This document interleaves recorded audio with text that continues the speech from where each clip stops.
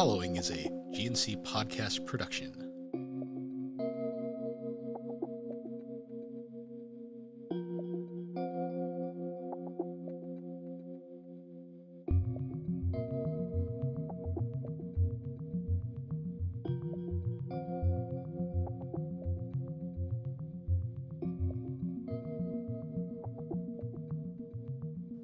Welcome to Geek Addicts, a pop culture podcast.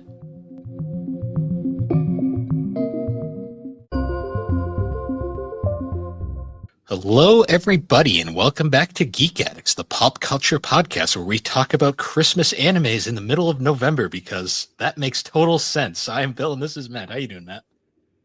I am chilly. Yeah, Why I'm wearing my jacket. It's getting cold. I don't like the cold. Yeah. We've had the fire going all day. It was like my first project when I got up today was to get the fire going because, yeah, all set with that. It's blazing now, I'll tell you that much. Nice. It's been one of those mornings. Just like I went out for breakfast with my mom and Alex, and then me and Alex went food shopping, and then I got home and I've been chilling on the couch. I fell asleep for a good 2 hours. Great start to the day. Yeah, no kidding. I am thoroughly I don't know, something's going on in my head right now. I'm really confused about the day. I know it's Saturday, but I went to the dump today, which I usually do on Sundays, and then we're doing this, which I usually do on Fridays. So I'm all fucked up.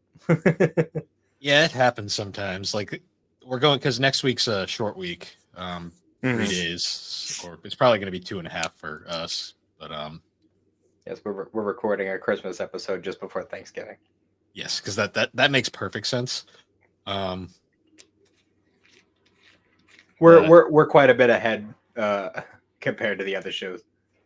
Yeah, I remember there was like that period of time where we were struggling like to get episodes in. Like we were constantly like just barely like ahead, and then like we somehow got like a ton of them recorded at like this one period, and now we're like super ahead. Well, it helped that we had those pilot episodes ready to go. True, like those did fill in 3 weeks. And we still have a fourth one that's going to be saved for a undetermined time. So, what's funny is speaking of Christmas, I got a text from my mom earlier today. She was asking like what Xander wants / needs for Christmas. And I went and asked him about it. And keep in mind, this is the kid who like literally he will spend all year like leading up to his birthday, leading up to all sorts of other things. Like, hey, like I really want this. I really want that. I really want this. But when I ask him what he wants for Christmas, it's just, oh. He's reaching that age. You serious, dude? You've been telling me all year, like all these different things. I can't keep track. You got to keep track of that shit, man. You're supposed to be marking that shit down for your Christmas list.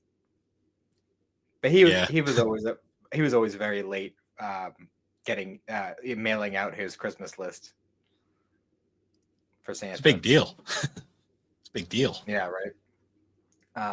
Which I did receive the first thing that I actually got for him, which is it is for him because he did ask for it, but if he didn't get it for Christmas, I would have. So it's sparking zero. Oh yeah. So I keep forgetting that came out, to be honest. Yep. And I'm excited to play it. But I have to wait a month. Yeah, it's fine. I gotta wait on a few games as well that I'm pretty sure I'll be getting around then as well.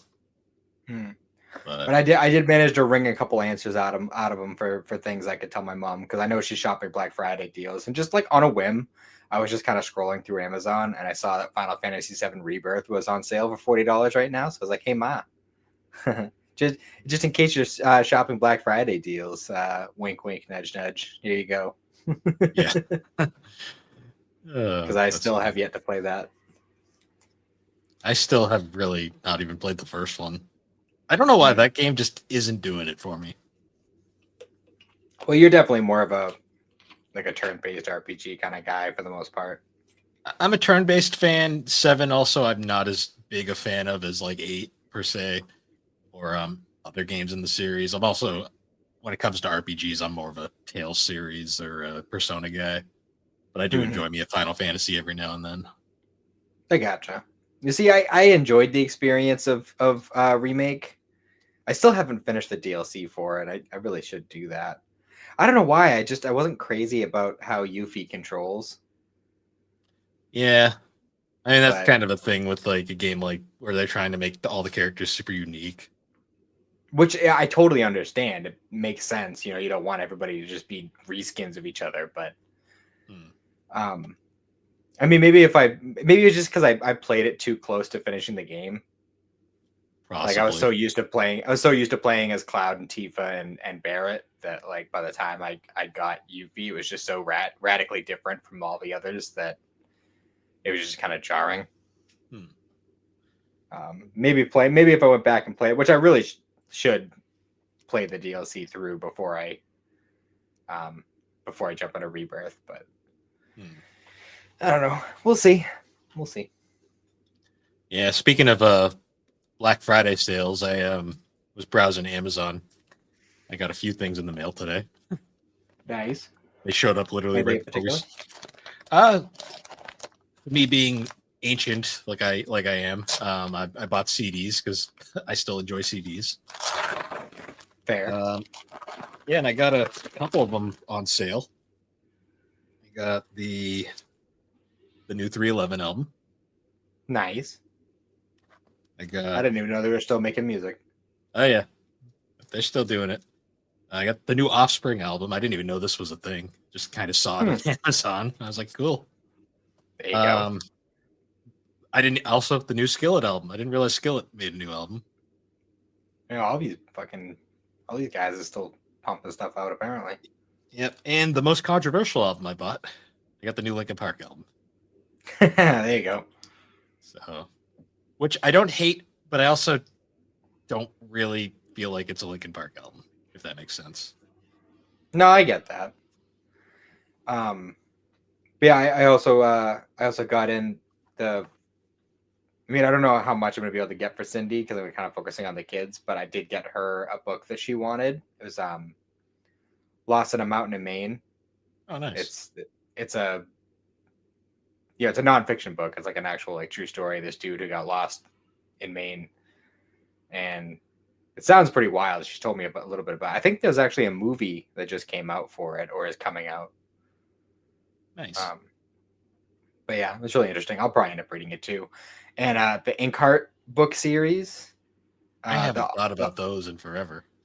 the author released a fourth book. I think it was actually earlier this month. Hmm. But that's gonna be what Cindy gets me because I mean those were like big books when I was a kid growing up. When I heard she was writing a fourth book, I was like, gotta get it I have not because thought about that series in a very long time. yeah, it's one of my favorite ones from when I was a kid. Hmm. Yeah, I got my small little book collection over there of like small Mhm. books. Yeah, we still gotta we still gotta discuss what we're gonna do for our other manga series. Yeah, we'll figure that out probably after the Well, holidays and everything because we got yeah, Thanksgiving coming up, and that's gonna that Thanksgiving is. I love Thanksgiving, but it is always an ordeal. yeah. But I mean, if we pick something on the shorter side, it might be reasonable because we already kind of have like a kind of easier episode planned for next week. So Hmm. we got a good couple weeks True. to read whatever it is. So if we decide, you know, within the next couple of days, then you know, make it a Hmm. little easier. True. Um. Yeah. Other than that, I did a little bit of padding for the anime list yesterday. Um. I heard. Yeah, because right now I've been watching. So I follow Slade on Annie List, and I can see what he's watching all the time. And he is definitely gunning for the top spot along with Alex. So I'm curious who's going to win. I'm just already assuming we're going to lose. Like I've just given into Oh, that fact. there's no question. I'm probably gonna be lowest, but that's fine. I don't That's know, fine. man. I mean, I haven't watched as much as I'd like to of this year. Um, we'll I mean, if see. we're going by episode count, it might be a little bit more of like a neck and neck thing because I did watch a lot of One Piece this year Hmm. and all of Kai, so that was another pretty sizable show. And Doctor Stone it's not super long, but it's a little bit longer. Yeah, I think the longest I watched this year was probably Rurouni Kenshin. Yeah. Getting that out of the way. The original '96 series. I still haven't started the remake yet. I watched the first season. I'm waiting for the second to finish its dub, and then I'll jump into it. Oh, Um, speaking of dubs almost being done, Oshinoko episode 11 just came out dubbed, so that means I think there's like one more or two more. So that'll be okay, cool. finished shortly. Nice. Yeah, actually, come to think of it, I still had a few unlistened to episodes. So just on a whim, I think it was yesterday. I listened to our catch up episode from earlier this year after I took the Florida trip, Mm-hmm. and I'm just gonna throw this out there, Bill. In that episode, when you said I'm finishing up Rurouni Kenshin, and then my next big project is Attack on Titan. Yeah, forget about that. That never happened. It's Just just gonna be saying. it's just a meme at this point. All right, like it's. Yeah, I watched a couple of things this week as well. As I mentioned on the 200th episode of GNC, I watched Neon Genesis Evangelion this week, which I didn't hate. It just didn't catch me. It's very much either you like it or you. I know it's one of those animes that's like very iconic. Like me being someone who just doesn't get into mech animes, I can't say it's a favorite of mine. I do appreciate it for what it is, because it is a very compelling story. It's just so depressing at times. Yeah, it's just the problem for me personally was like I didn't feel like any attachment to any of the characters because I didn't see any really like character development until like episode 16. You also And watch it's the only a Netflix stuff, I'm 26er. assuming. I did watch it on Netflix, yes. Yeah, so you watch the Netflix dub. I've always felt like the original like ADB dub is the way to watch that show. Unfortunately, that dub is like harder than freaking crack to find these days. Um, I think there's like a special edition that Netflix put or G Kids put out that has both dubs on it, but it's like it's hard. It's the harder to find one. But yeah, that original dub I just hit differently back in the day. That's fair. I don't know. Just something about it didn't catch me the It's way I was hoping. it's not for everybody. Yeah, well, it's like you said, like I'm not crazy about mech animes either. Like I was never super interested in them. I do want to give some more a shot because I'm sure there's at least a couple out there that I will like. Although technically, apparently, people classify Attack on Titan as a mech anime. I guess. I mean, maybe if you want to say like biomechs count, but I mean, the only mech anime I could ever get into was Full Metal Panic, and that anime is so fucking tonally confused. That's probably the reason why I was into it. yeah. Um, But yeah, I don't know. I didn't find any of the characters particularly likable. I mean, the story itself was fine once they actually started developing plot, which again also took 16 episodes. Other than that, it was just kind of Monster of the Weekish, which it has its own merits, but I don't know, just something you about the tone didn't do it for me. you might prefer the rebuild movies that they did. Like they did a series of films over the last like handful of years where they essentially kind of redid the entire story in movie form. Oh, so they did like Berserk Golden Age trilogy kind of treatment. Kinda like they kind of redid them, reanimated like everything. It's like there's four movies. They have the most absurd, like hard to remember names ever because they're like Evangelion 1.7 some bullshit like that. Okay. But there's four films, and they're all pretty good. I gotta rewatch them. It's been forever. I still have yet to watch the fourth one because it only came out recently. But I'll give them a shot. I'll definitely check it out. See, it was one of those things where like I don't know if this is one of those like anime made for TV kind of things, or if it was actually based on a manga. But I feel like I'd like the manga more if there is one. To me, I think Eva's like one of those series that you just had to have been there to really get it at times, That's but fair. that might just be me. Um, on me, on the other hand, I recently watched. So yesterday, I popped into after. What did I do yesterday? I can't remember after I got home from work, but when I finally settled in to watch some anime, I sat down and I watched the My Happy Marriage OVA that just came out. Um, Oh shit! I still gotta watch that.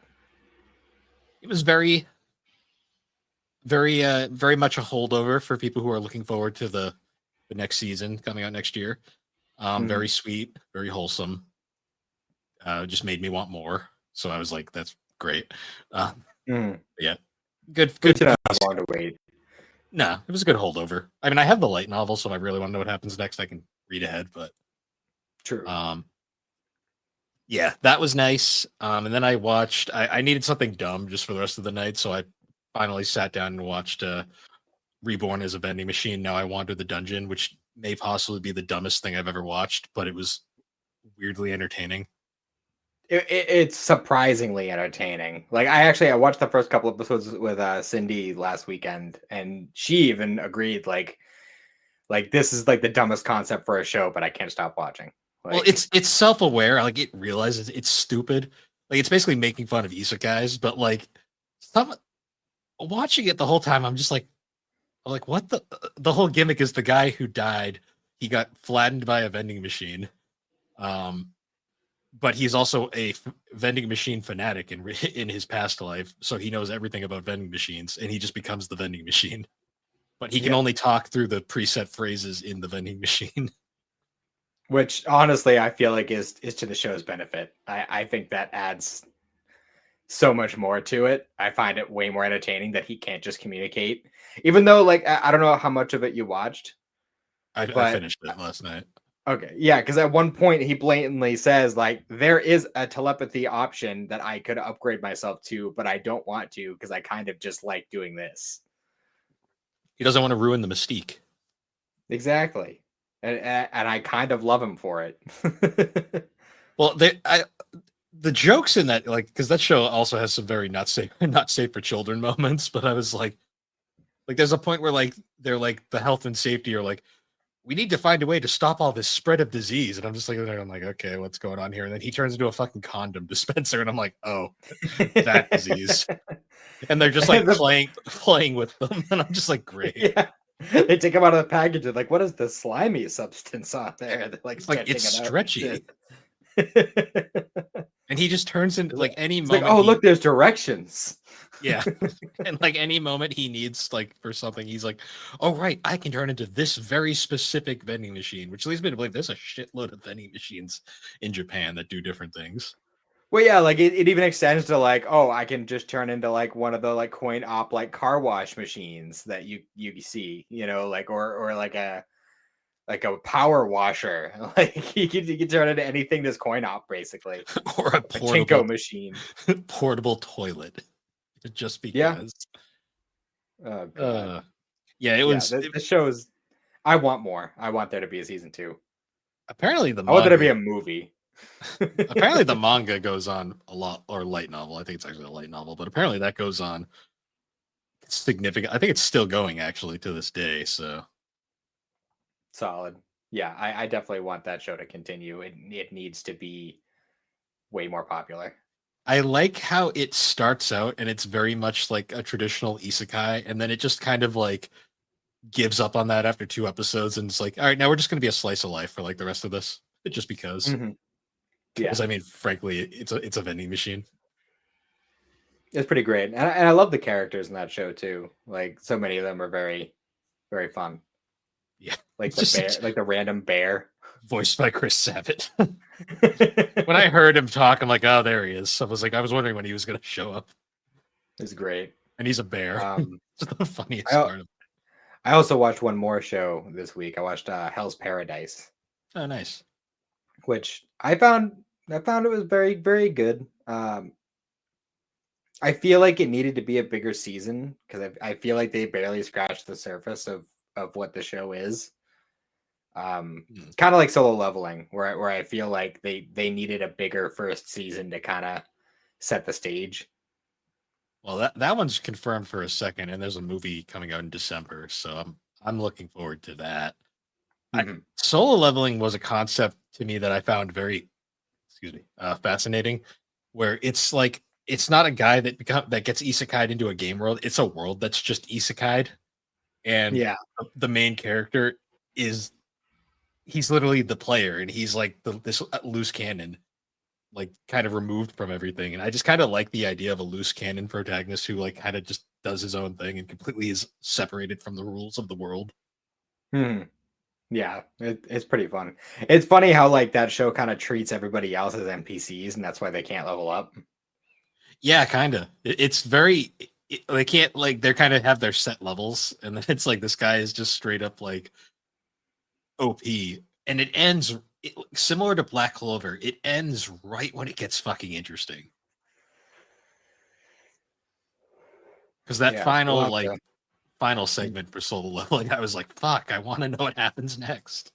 I might have to rewatch it. That's another one that has a pretty fire opening as well. Hmm. That first that freaking first episode was like, what the fuck? Mhm. Yeah, right. It's Well, the crazy. thing about that show that like made it so addicting was almost every episode ends on a fucking cliffhanger. Mhm. Like there's like two episodes I think they don't, and those were like the perfect break off points. Yeah, which is crazy considering it's only a 12 episode season. Yeah, it goes quick. That was a very quick watch. Mhm. But anyways, I think we've waffled on enough. Reset it, Alex. Ha! Not like she watches. Not like she's gonna listen to this though. Um, yeah, so we're doing our Christmas special today, and we thought it would be interesting to cover a few Christmas themed anime episodes from a bunch of random shows. Like, there's no theme here. They're all other than the fact that they're vaguely Christmas related. Um, All of them take place to some degree during Christmas. yes, some more than others. um, yeah, so I'm not sure how we want to split this. I think we should end on the the one of the ones I picked just because of lengthwise. Yeah, I was gonna say Kaguya probably should be the one we end on, just because that was a movie and all the other ones are just episodes. Yeah, I was thinking maybe we'll start with I think order will alternate, so maybe we'll start Pokemon, then we'll do Azumanga Daioh, then we'll do Sword Art, and then we'll end with Kaguya. Yeah. What before we like start jumping into individual ones, I do want to point out that I noticed how and I don't think this was done on purpose, but like all four of the shows are like completely different like genres and tones. Like we got like, the kind of like childish, kids cartoon, and then we got like the sitcom slice of life, and then we got the romance, and then we've got just seasonal depression. Isekai. Yeah. The reason why isekais get a bad rep, depending on who you ask. Well, that's debatable. I personally like Sword Art a lot. I know. Um, and I mean, depending on your definition of isekai, I feel like Sao doesn't really become an isekai until like season 3. yeah, it was kind of like one of the original ones, though. I think that's why it gets kind of the rap it gets. That's fair. Um, that being said, though, yeah, it is kind of funny. We probably picked four of the most unrelated shows possible. Mm-hmm. Um, I'm not gonna lie too. When I was trying to pick my choices,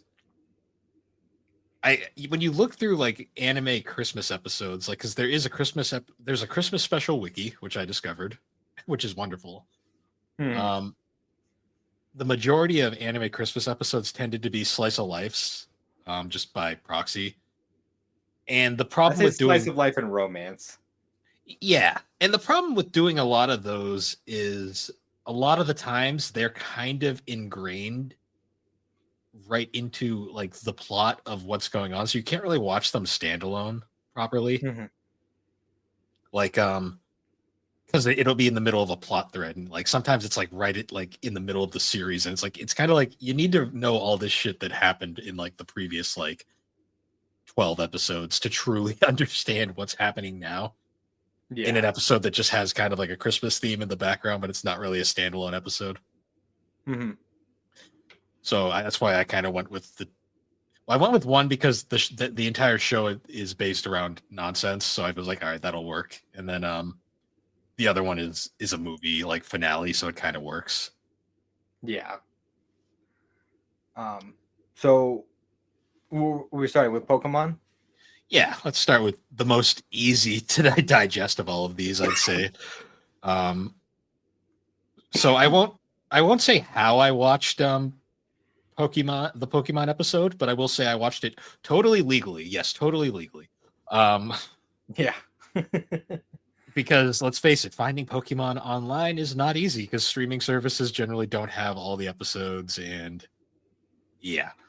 Um, It used to be a lot more accessible. I don't know what it happened. did, and then they changed licensors, I guess, and it's become harder to find. That being said, though, the totally legal copy I watched had like the full intro, the who's that Pokemon, the Pikachu Jeep box at the end, like it had the Hmm. full 9 yards. So I was like, oh, cool. This is just like watching it as a kid. And I will say, watching the intro over, like, I haven't watched the full Pokemon intro in like forever. Forgot the Tentacruel smashing the buildings was in the intro. I was like, Yeah. oh damn. I'm like, I was No like, damn, kidding. that episode is banned for many a reason. And I'm like, well, heavily edited for many reasons, but yet it's right in the intro of every episode. Yep. Yep. Um. Yeah. So holiday hijinks. So I don't Another know about you. I did not episode. until I went back and rewatched Pokemon like later in life. I did not remember that there was a Christmas episode. I don't think this episode was aired very often for reasons. Yeah. Well, there's a reason why.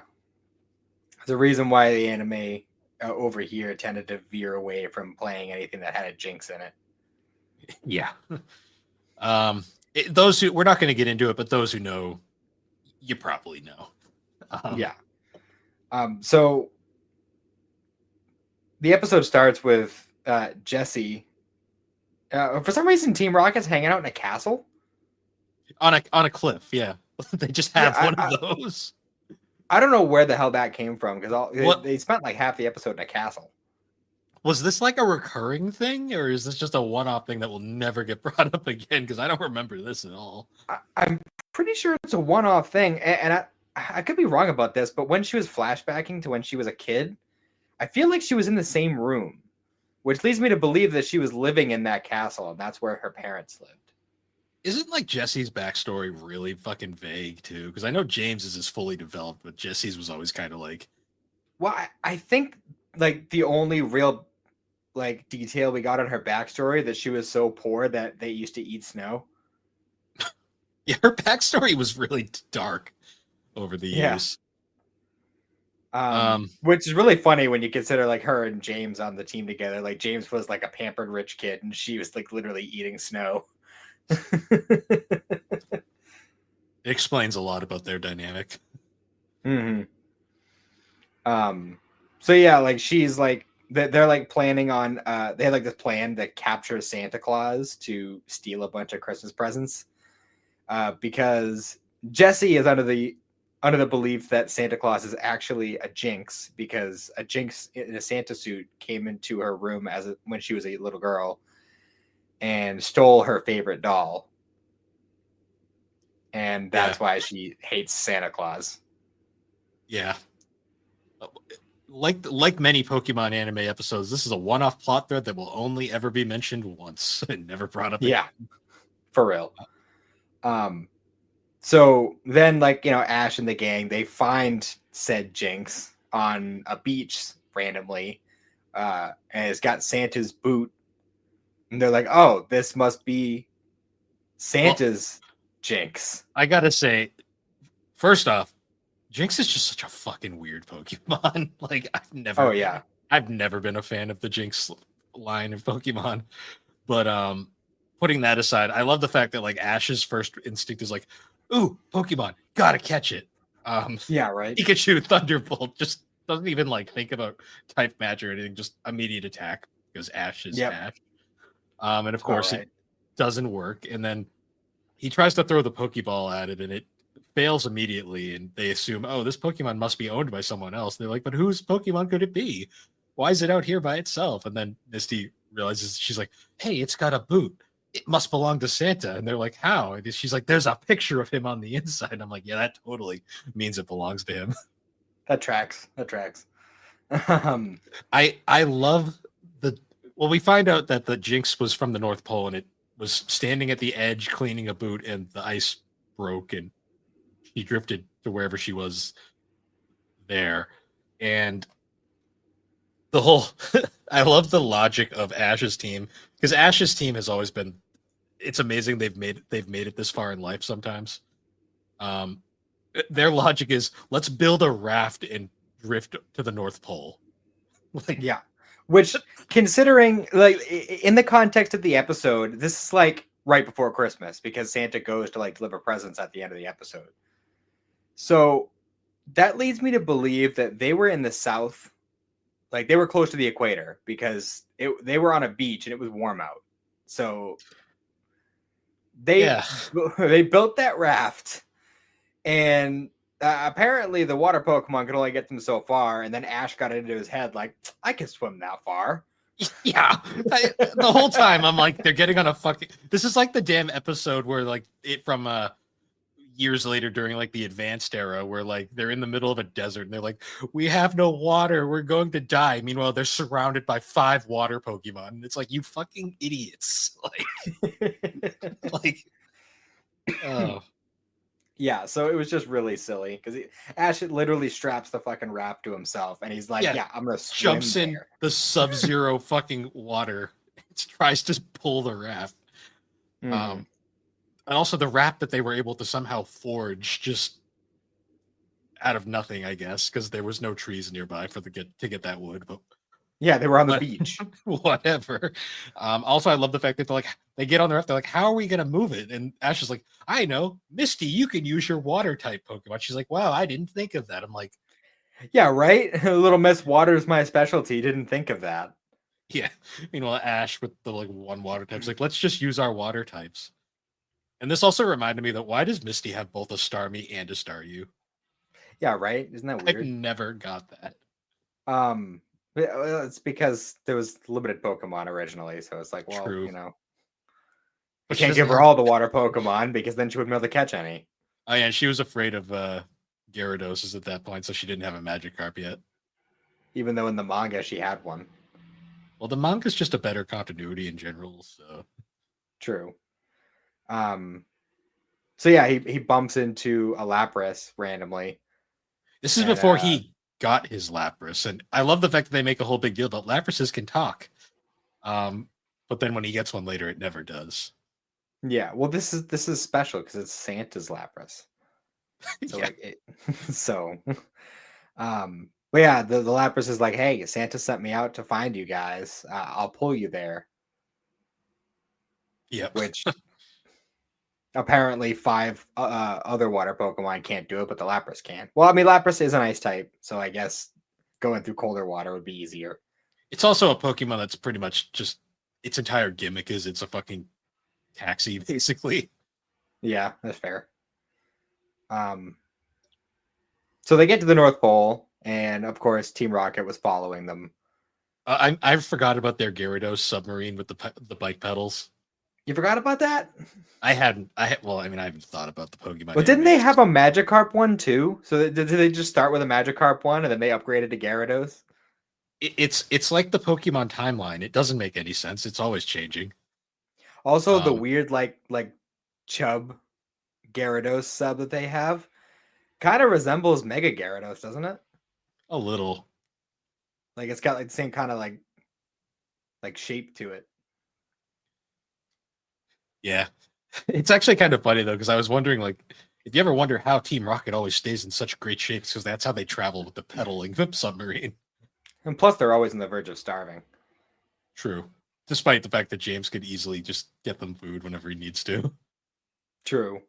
Well, he cut ties with his parents, so. They're very vague on that as well. So Yeah. sometimes So he they did, get there. sometimes he didn't. Yeah, right. Yeah, so they get there and they're like, they see Santa out there and he's got all these jinxes. And I just want to throw this out there. No sign of Mrs. Claus. There's plenty of jinx though. And with all those leaks we've been getting lately, Let's not think I about this too don't hard. know. No, it's just it's gonna it's not gonna throw that out there. it's not a Typhlosion. There, we're okay. It is the human shape Pokemon. Yeah, he's got a whole harem of them. I don't know. I'm just saying. Yeah. Also, there was no elves. Yeah, well, he apparently just has Jinx instead of elves in Pokemon World. Just like how I know. apparently he has a Rapidash instead of Reindeer. reindeer. He even blatantly says, "Nope, no reindeer. Got me a flying Rapidash." Well, by Pokemon, did they had like regular animals been phased out by this point in the anime? I think so. Because I think there was a dog in like one episode, and then by like 2 episodes later, regular animals no longer exist. Where Yeah. does food come from? Don't think about it too hard. Yep. Don't think about that steak. Or anything, really. Well, it's funny because there is that episode, the SSN episode. James does think about eating the Magikarp, so that it does imply that implies some things. I'm just gonna say. Yeah, that's true. Isn't Pokemon one of those? Pokemon is literally one of those series that you just shouldn't think too hard about. Yeah, yeah. But anyways, so they go through the whole spiel about Team Rocket shows up. They're gonna steal the Christmas presents, and then the Jinx like telepathically conveys to Jesse like, "Hey, you broke your toy, and I was taking it back to fix it." And then Santa was like, "Well, I was gonna bring it back to you the next Christmas, but you didn't believe in me, and I can't go to people's houses who don't believe in me, so we just kept it." It's such a weird logic. Yeah.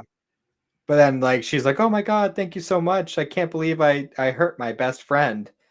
I don't know if she's referring to the doll or the Jinx, but in either way, it's kind of weird. I'm pretty sure it's the Um, doll. Knowing but Jesse's like the way Jesse thinks, I'm pretty sure it was the doll. probably out of she doesn't give the impression of somebody who had a lot of friends as a kid. I'm pretty sure her only friend in the series is James. Yeah. And even that's debatable sometimes. But so yeah, like Santa's like, "All right, so you got your thing back. We cleared up that whole misconception. So now you can like totally give me back the presents and untie us, right?" And they're like, "Nah, fuck that. We're still taking the shit." What is Team Rocket's goal here? I mean, they're supposed to be catching Pokemon, not stealing Christmas. Like, I don't know. They watched the Grinch one too many times, and who knows? did this predate the Jim Carrey movie? It might have actually. I think so. The Jim Carrey movie came out in like 2005, I think. I know that was way. It was like early Was 2000. it? It was like it was like 2000. I think 2000 actually. That might predate it then. I'm not sure. Because Cat in the Hat was like the 2005 one. No, it would have had to have predated it, right? Because Pokemon the movie 2000, that was Orange Islands. Yeah. So it had to have. Yeah. Now I have to know though. When did that awful Grinch movie come out? So yeah, 2000. that's about right. Yes. So, ooh. Yeah. It's just such an unpleasant movie. I enjoy it. It's a classic. I mean, it's a classic, but it's like objectively not a great movie. True. So yeah, ultimately Ash attempts to stop them, fails. Santa's like, "All right, Jinx, sigh, wave goodbye." Ha ha. I love how And this episode just highlights how pathetic Ash is in every way. yeah, right. Everything Kind of Ash highlights how everybody is pathetic. Yeah, I mean, literally everything Ash and the gang does in this episode literally is for nothing. Like they literally just are kind of there. Like everyone, they have to be assisted in pretty much every aspect, and even when they're assisted, they still fuck it up somehow. Yep, this is true. Early Pokemon But was yeah, wild like that. but that's pretty much how the episode wraps up. Team Rocket blasts off, and Ash is like, "I didn't tell Santa what I wanted for Christmas."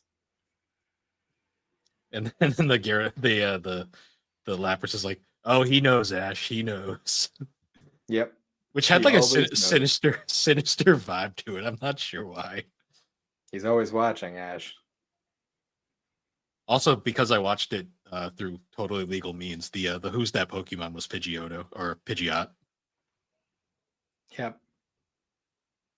So there's See, that. I watched it off of my hard drive, but it still had all that stuff on it. Nice. Also, it ends Um, with Jesse, James, and Meowth back in their castle, and they're just like beat the shit in their beds.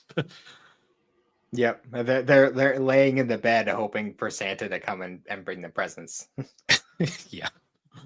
Although James does have the foresight to be like, I don't think we're gonna get anything after our stunt we pulled earlier. Yeah, right. Because James was always the one that was at least somewhat on the smarter side of things. Yeah, even though he keeps getting swindled by the Magikarp guy. I mean, hey, he's a good salesman. Yeah, I He, mean, I'm pretty sure that's the reason why they're like always starving is because he keeps blowing all of their salary on Magikarps. Magic carps and fake everything, basically. Not to mention all the weird gadgets they keep pulling out when they're not just building pitfalls. Yeah. Yep. Um. Yeah, and then the episode ends with the Jinx shows up and does the love confusion kiss to them, and then that's it. Yep. End story. It ends with a to be Excuse continued, but jukebox. yeah, it actually ends with a to be continued. But the whole time I was like, I don't think they're continuing this plot thread. I think it says that on the end of every episode Yeah, just a funny thing. because it's always to be continued. Um, Um, yeah, so so next up would be Azumanga Daioh. yeah, I think we'll rank them at the end after we've covered them all. Um, yeah, Azumanga Daioh. So this one was fun to me because Azumanga Daioh is like one of my favorite, just like stupid slice of life animes. Like the whole gimmick of Azumanga Daioh is it is essentially, I've said it before on the podcast, but it is by all intents and purposes, it is Seinfeld the anime, where essentially it is a show about five high school girls going through high school and all the weird bullshit that happens. Nothing has to do with anything. It is completely just a show about nothing, and all the nonsense that happens in between. Yeah, this is the one and only episode of the show that I have seen, and I was thoroughly confused for a lot of it. There's a lot It's of just, weird, awkward pauses throughout. oh yeah, that's the whole show's like that. The only like really stuff that you probably didn't know was who these characters were, because that's like the only stuff that really gets introduced early on. Other than that, it's all just insanity throughout the entire show. Yeah, I did notice though the one character that has like the Southern Belle accent. Oh, Osaka, yes. Yeah, isn't Osaka like the like hick region where like if people are from Osaka in anime, they usually have that Southern Belle accent? Yes, that is the I thought, entire that's kind of the joke with her. Basically mm, like the whole whenever like they have a character from that region, they always give them that sort of Southern Belle dialect. Um yeah, gotcha. so a little backstory to Azumanga Daioh. This was one of those shows that was kind of like for years considered undubbable because a lot of the show's a complete comedy throughout. Um and a lot of the jokes in Japanese don't make any sense over here. So basically, Mhm. ADV had to go in and just redo. Basically, they had to make everything work from like a localized perspective, and they managed to do it very well. Like there is so much absurd jokes in this series. Mm. That teacher is really mean. Oh, which one? Yukari or Kurosawa? The chick. The So The there's the two of the them. one There's the who's one with the one who's like constantly smacking the kids, and it was just like, I'm tired of teaching English. Today we're doing math, and then she stares at the oh, math book okay. for like 5 seconds, and she's like, today we're doing PE. Yeah, that's Yukari. There's the two. There's two. So basically, the only characters in the show that matter are the five high school girls, um, the two teachers. There's Yukari, the one with the long hair, and then there's Miss Kurosawa. She was the one with the shorter hair that you Mhm. see briefly. She has episodes that focus on her later on, more in depth. And then there's the male teacher who is the only prominent male in the entire show. Yeah, he was a little creepy. That's his gimmick. That's exactly all he does throughout the show. He was actually pretty tame in this episode, believe it or not. That's fair. Um, I don't even know where to start on this one, so I'll let you take the reins here. the fact that it's essentially nonsense and there is no Yeah. plot. Yeah, so basically throughout this point in the series, so the series essentially starts off where they're starting their first year of high school, and the series ends where they graduate. Mhm. So this episode takes place sometime around the end of their second year, right around Christmas time. Mhm.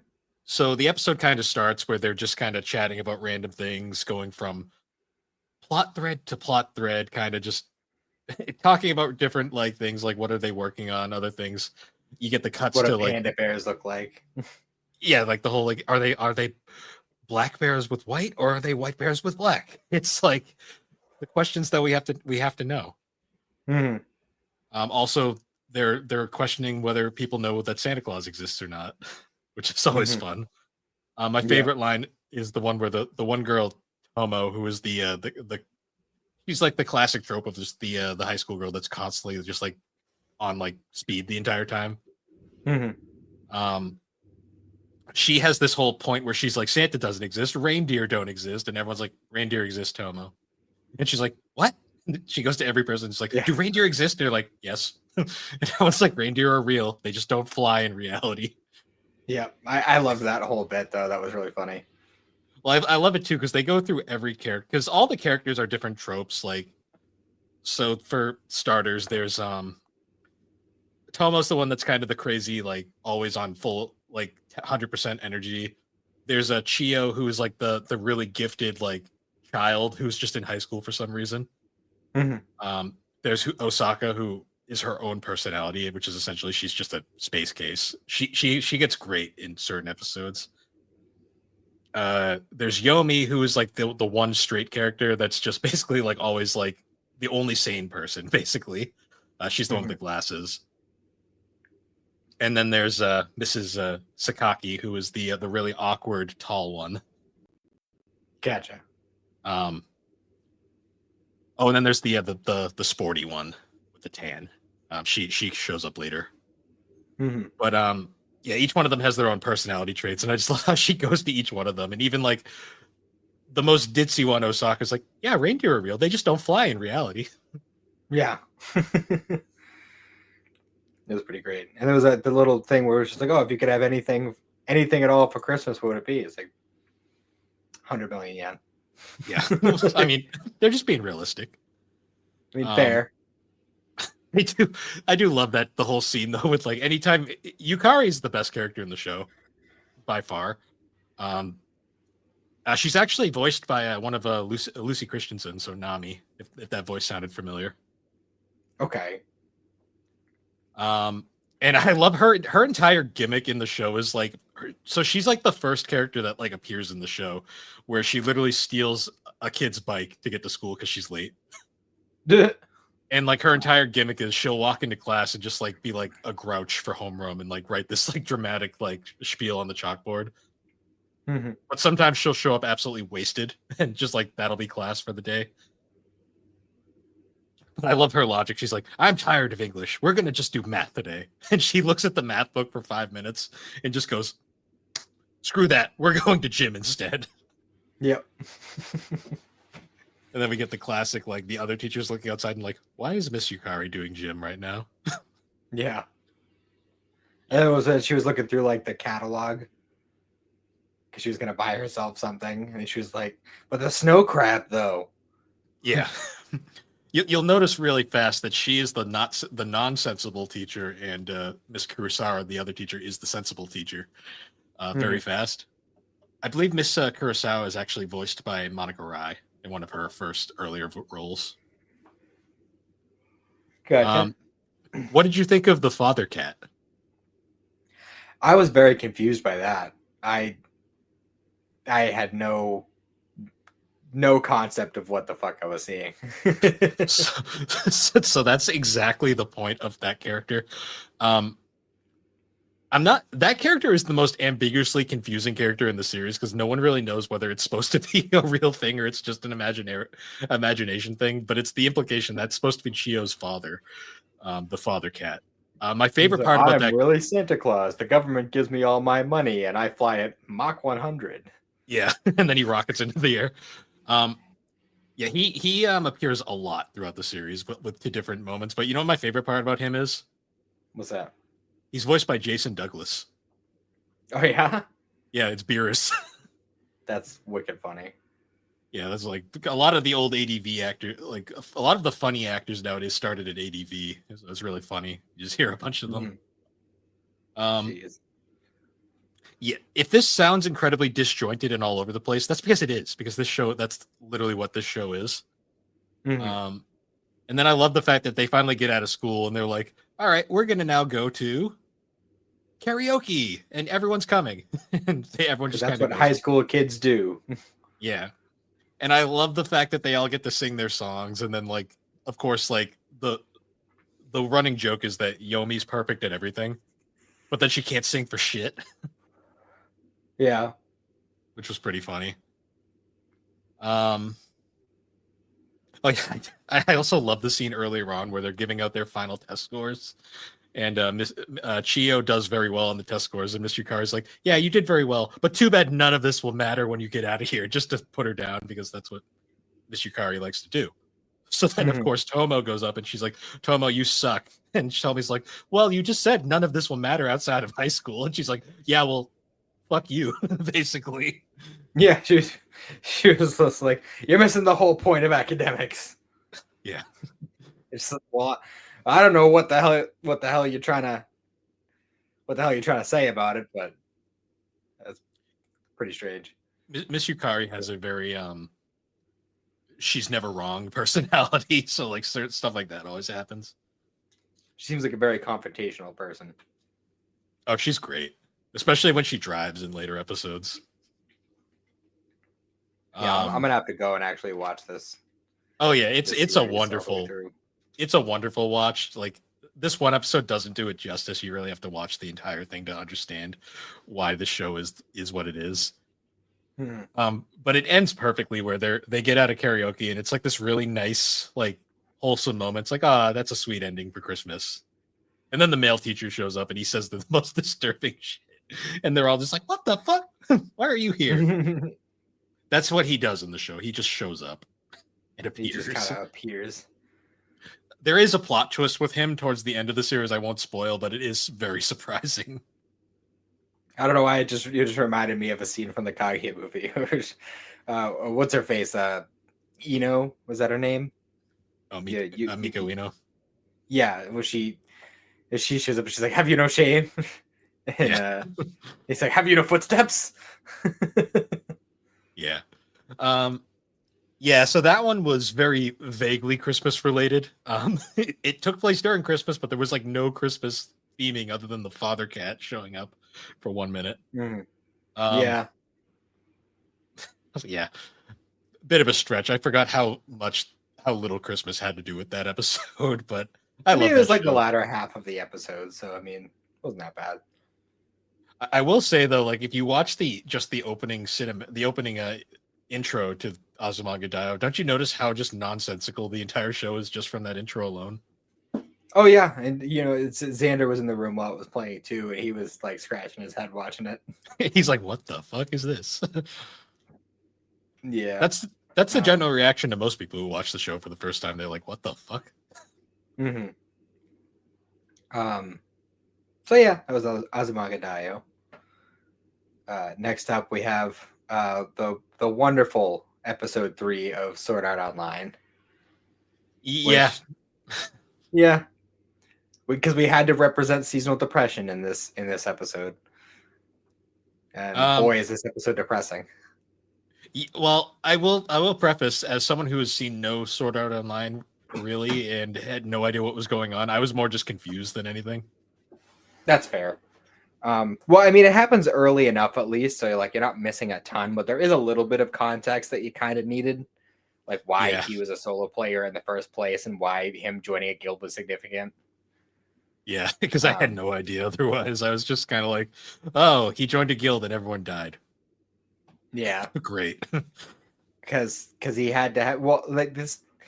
So this episode 3, this episode is like episode 4 of Full Metal. Like it's supposed to be like one of those like overarching like this is something that he is constantly wrestling with throughout the series.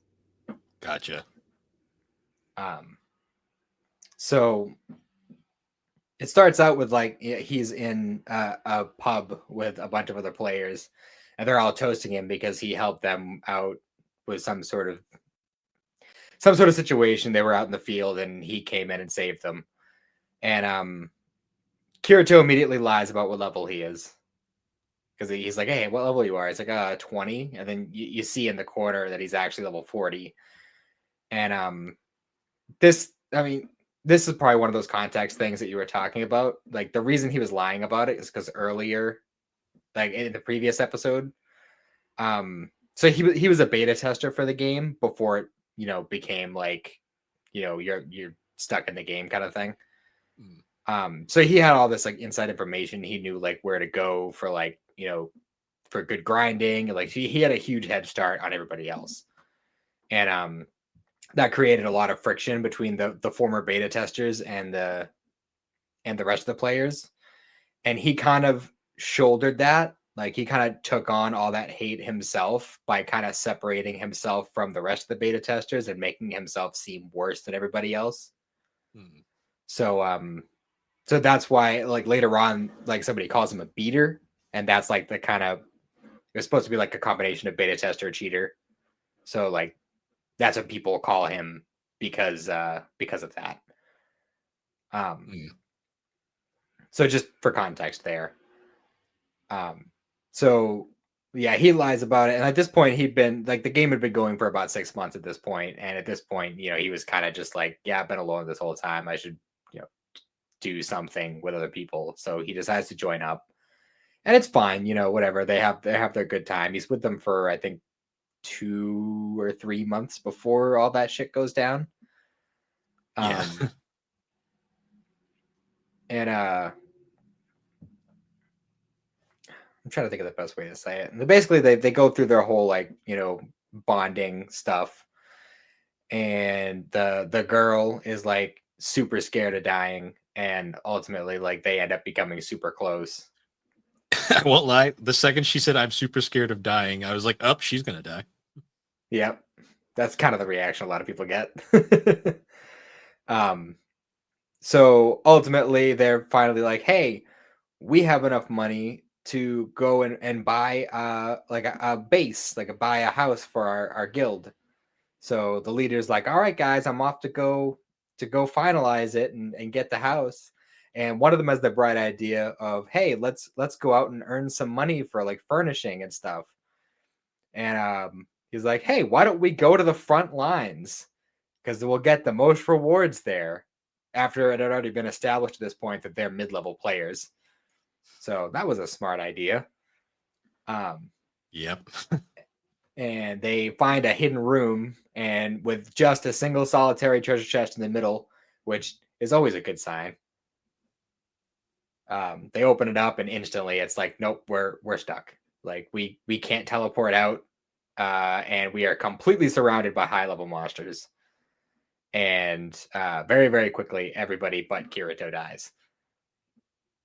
Yep. And we have that anime trope of right before the girl dies, she's trying to say something to him, but you can only just see the mouth moving, but you don't hear what it is Yep. because drama. Because depression. Yes. And then it flashes forward to Christmas because, yeah, why not? Yeah.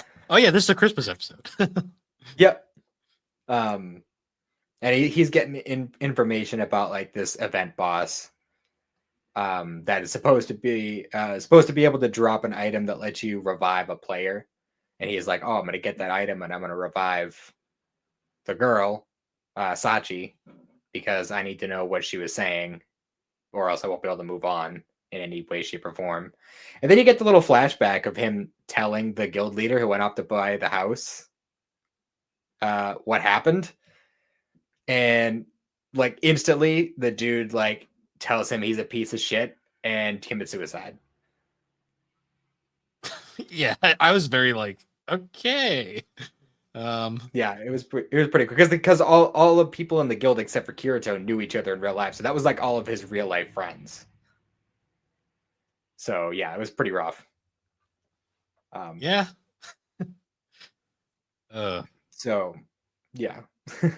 But anyways, he goes and he goes to go fight the event boss so he can go get the item.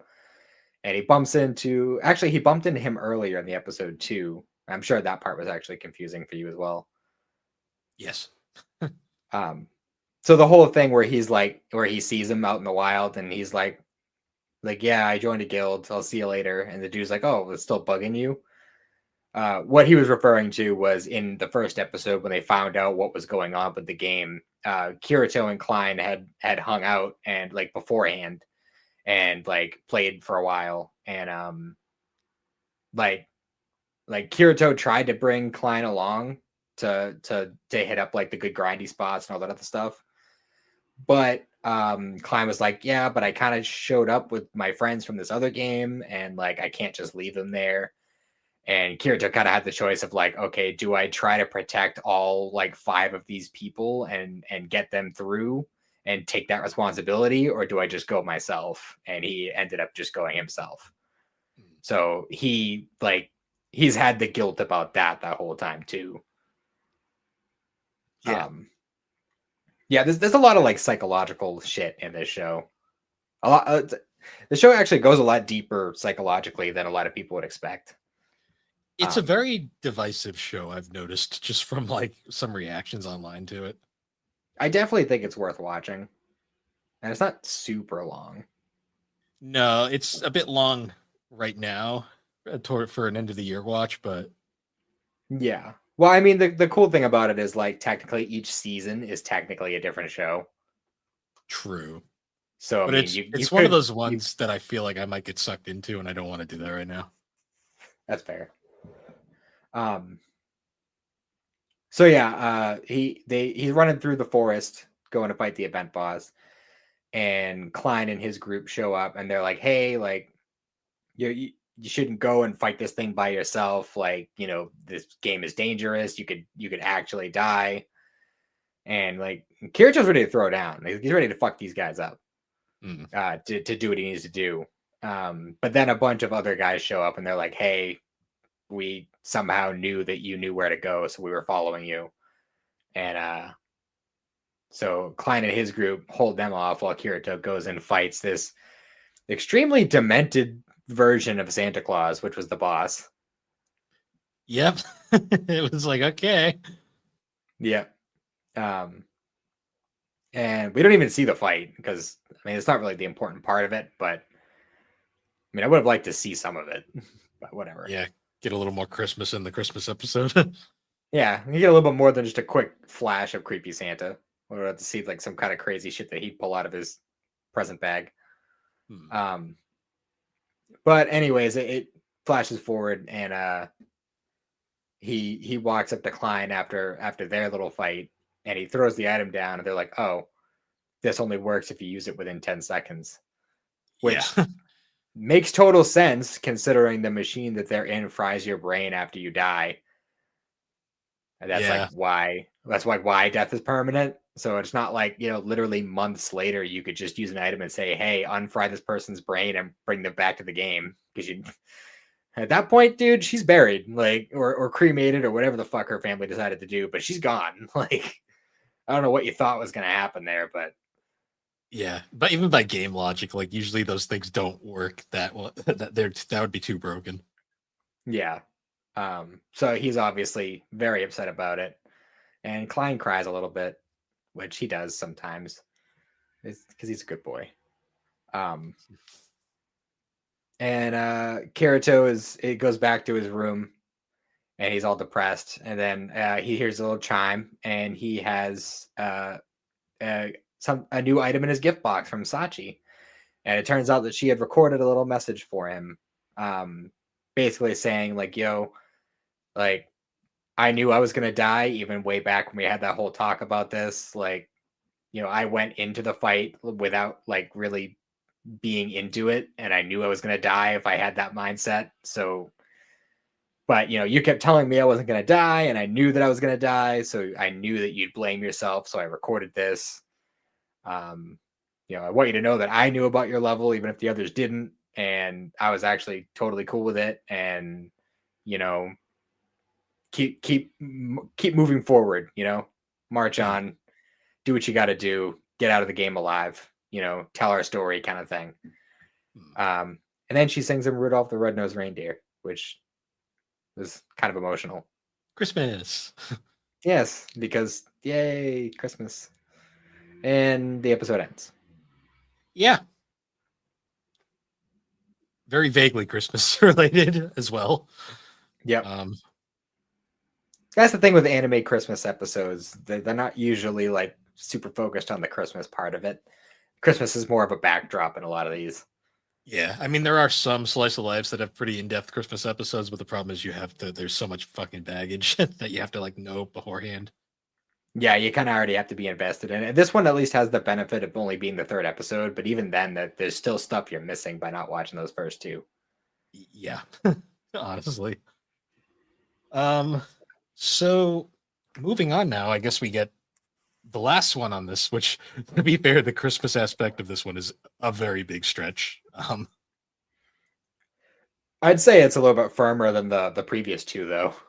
True. I mean, the Christmas thing is a big part of the final act of this film, but for the most part, it's very I mean, it's definitely it, focused on the romance aspect of it, but like literally from the start of the movie, it's a countdown to Christmas. So, I mean, that's yeah, always kind of in the forefront. mm, true. So for those wondering, we're talking about Kaguya-Sama, The First Kiss Never Ends, which is the as of now the most recent entry in the Kaguya-Sama series, uh anime that is. Mhm. Um it takes place directly following the conclusion of the series with season 3, and it kind of basically, for those who have not seen Kaguya-Sama, it is a series that is based around these two characters, Mayuki Shirogane and Kaguya Shinomori, who are Kaguya Shinomiya, um, who are the president and vice president of the school's the student council or whatever, Mhm. for the school that they're in, and they are both hopelessly in love with each other, but they are too proud to admit it to each other. So the entire gimmick of the show is they're basically in this love of war, as the show likes to call it, um, where they're basically trying to convince the other person to confess first, and the shenanigans get wild. The narrator is the best character, and he gets so exasperated with them as it goes on. It's incredibly entertaining. It's It is. It's. I'm pretty sure it is what I'd call peak rom com. Like when I think rom com, this is probably like what I would recommend anyone to watch. Also Mhm. subtly depressing. There is some dark shit in this series. Yeah, and even in this particular movie, we kind of delve into that a little bit. Well, this movie is kind of the final, the big reveal of a lot of things. Not everything, but a lot of aspects of these characters. And yeah, so this movie, right after the end of the series, so Kaguya and Mayuki have the big damn kiss on top of the water tower at the end, and finally confess their love for each other. And Mhm. this movie takes place basically right after it, where we find out that Kaguya is kind of mentally unstable. I mean, we kind of already knew that. If you've been watching up to this point, you kind of already knew that. Yeah, this movie They're though all pretty takes it. bonkers. Yeah, this movie takes it to another level though by giving us one of the funniest metaphors in the series where we see inside Kaguya's brain during through inside Kaguya's subconscious we get like a view of what's going on throughout this movie, and the implication is it's literally a courtroom where her three different personality types just kind of exist, and Mhm. they're fighting with each other to and the fights are so ridiculous to the point where the narrator has to point out, by the way, this is just a metaphor, like this isn't what actually happens. Yeah. But after Um, she gets the first kiss, she kind of devolves into this like childlike personality where she's in the show she's portrayed as this little like chibi version of herself, and everyone just kind yep. of goes with it. Well, it starts with Hayasaka kind of explaining to her that she's an idiot for slipping some tongue with that first kiss. I love how she Because like the way they imply that too, where she's like, "Well, I got like this," and then it just cuts away where Husky's like, "I don't want to hear it," as her tongue's hanging out. Mhm. What was it? Yeah, What did they call her? A super nympho lust monster. yeah, yep. I love it too because it's Um, Kaguya is voiced by Alexis Tipton, who is basically the current day equivalent for Laura Bailey these days, and she does such a great job with the role. oh, for sure. Um, yeah, so she's essentially like she's essentially at this point she's kind of having a mental breakdown because she can't handle all of the emotions going on right now, and Mhm. she's kind of reverted to this weird childlike persona of herself, which is basically how she's acting on the outside while her emotions on the inside are having a literal courtroom battle. Mhm. Um, and I love when she shows up to the classroom and everyone's just like, "Oh, look, it's little Kaguya. This is what happens when she gets really stressed about something." Yep. And they Which just was kind of pretty great. they keep going with it. And I love like all the characters are like reacting to this, like, "What the hell?"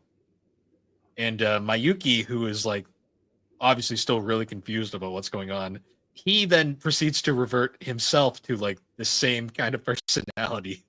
And they have this weird like moment where like the two chibi forms are just like saying each other's names over and over again.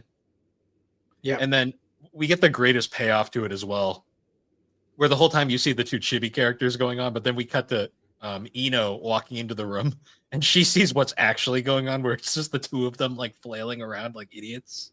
Yep. It was pretty ridiculous. Yeah. I also love how this movie starts with Ishigami flipping through middle jump, and he's like, Yeah. "Hey, you know," he's like, they have this rule where middle jump can have sex scenes as long as it's 4 pages or less.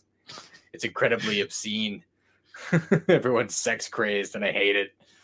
Ishigami is my spirit animal. I swear to God, sometimes. Ishigami is the best character in the show that isn't the narrator. Yeah, a lot of honestly, I love all the characters are great. Like I love Ishigami, I love Ino, I love Chika, Kaguya, Mayuki. They're all great, honestly. For real. Even the random like couple that are constantly being called on for advice. Yeah, I won't spoil what happens with them later on, but it is they go on till the end of the series, and it is crazy. They're gonna have a baby, ain't they? I'm Because we not going to find say out anything. later on in the movie that the doctor is like, hey, like I had a kid at 17, my son had a kid at 17, and then my grandson is 17, and then it flashes to that guy, and it's like, oh shit. Yeah, Like, I'm not going to uh-oh. say anything, but we've learned from Oshinoko. Aka has very interesting ideas about stuff, so yeah, Yeah, well, I still need to, well, still waiting for that rest of that dub to come out because I'm invested. yeah. Um, Yeah, so we go through all this great. Well, actually, what'd you think of the opening theme for the movie? I thought it was good. I don't know. I because I like all the openings for Kaguya.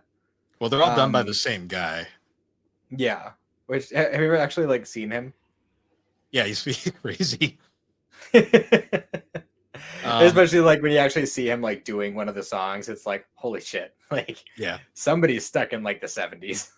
If I had to rank, well, I mean, his style is so great though. But if I had to rank Oh, for them, sure. like the original "Love Is War" song is by far the best. I think Love Is Show, the theme from the movie, might be my second favorite. Then Girl Girl, and then Daddy Daddy Do. Yes, that's the I name of the like song. the. I don't remember the which is which, but I think the second one is my favorite. Daddy Daddy Do, Okay, and then that's Girl really Girl's funny. the That's the name. yeah.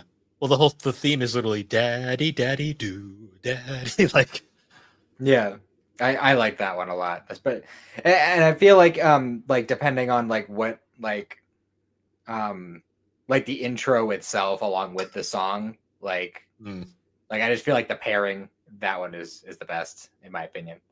they're all really good. The intros go way harder than they need to, and that's kind of why I love them. Oh, for sure, for sure. I mean, this series in music though is always like great though. I mean, like I think it's like episode 4 ends with the Chica dance from season 1, which only happens once.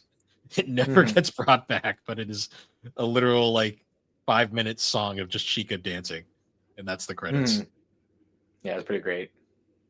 with some of the most fluid fucking animation in the entire series. Yeah, right. It's funny how a lot of the end themes and stuff from these kinds of shows tend to have that A high lot of times quality. that a lot of the times they're done by different studios, and that's why they have different budgets. Hmm. Um, Um, oh, we should probably what bring up happened? too that Mayuki's voice actor is Aaron Discamu, and this was actually his first time back because he had missed the initial run of season 3 because he was going through vocal issues Hmm. at the time, and he was replaced by a different character, a different actor. I forget their name right now, but he was back in full force for this movie, and he does a great job as always. I am excited to see him as Glorio in Dragon Ball Daima. Yeah, he's one of those actors that it's crazy that we've actually seen him grow up because I mean he was originally like the original Alphonse in the original Full Metal Alchemist back when he was younger, and then his voice dropped, and he had to change a lot of his roles around. And I think he's honestly adapted into such a good actor these days. Hmm. For sure. Um, so yeah, this is where we get into the Ice Princess Kaguya stuff, right? Yeah. So in basically, we find out in Kaguya's mind, the Ice Queen or Ice Kaguya personality was Kaguya's personality before she met Mayuki, where she was Hmm. just completely cold and bitter and just cut off from everybody. Um, Yeah. you understand more as the series goes on. You really read into the Shinomiya family's background, but she basically had this whole heartless kind of just like cold personality, and like she had no time for anybody. It was very just basically she was an ice queen as the title suggests. Hmm. Um, Essentially, they're arguing in her head over what's going on in her life. And basically, Ice Kagi is like, "Oh yeah, you think you're perfect? Well, I'm going to prove that it's just an act, and he won't like all of us." And so she basically takes control again, all metaphorically. It's actually Kaguya just going through a fucking mental crisis, as this Hmm. happens a lot in this series. And when she wakes up, because she ends up falling asleep towards the end of their whatever her and Mayuki were doing in the last scene. Um, Yeah. and she wakes up, and the big key thing with Kage is you can tell what personality she is by how her hair's styled. And Hmm. when her hair's not tied up in its like bun thing that she has going on, and it's just down, that means she's in the Ice Kaguya like personality.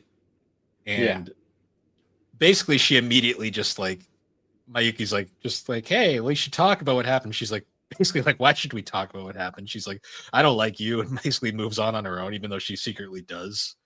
Because Yeah. She's like, it Kaguya's meant nothing. I'd kiss anyone I feel like. In fact, I feel like kissing you right now. Kiss me.